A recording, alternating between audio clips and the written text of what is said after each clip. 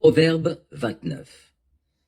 Qui se raidit contre les reproches sera brisé soudainement et ne s'en remettra pas. Quand les justes deviennent nombreux, le peuple se réjouit, mais quand les méchants dominent, le peuple gémit. Qui aime la sagesse fait la joie de son père, et qui fréquente les prostituées dilapide sa fortune. Un roi qui gouverne selon la justice donne de la stabilité à son pays, mais celui qui multiplie les impôts le ruine. Qui flatte son prochain tente un piège sous ses pas.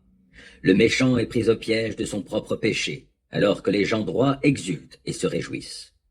Le juste reconnaît le droit des pauvres, mais le méchant ne veut rien savoir de cela. Les moqueurs jettent des brandons de discorde dans une ville, mais les sages apaisent la colère.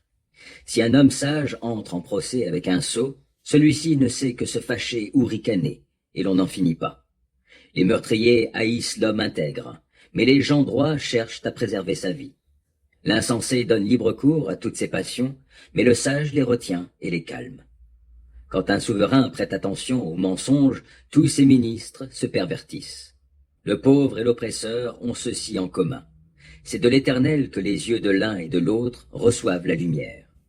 Quand un roi rend justice aux pauvres selon la vérité, son autorité est affermie à jamais.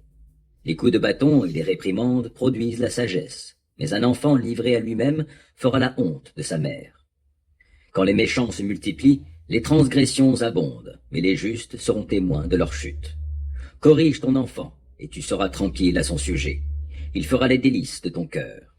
Quand il n'y a plus de révélation divine, le peuple se laisse aller. Heureux celui qui obéit à la loi de Dieu.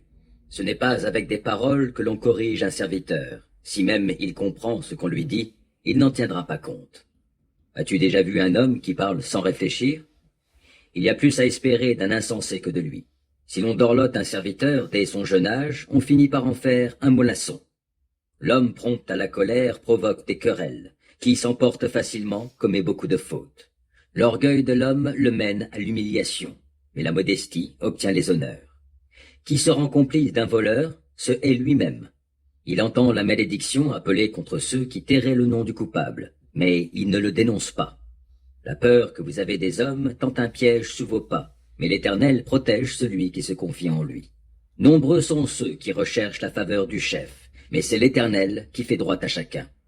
Les justes ont en horreur l'homme inique, tout comme le méchant a en horreur l'homme dont la conduite est droite.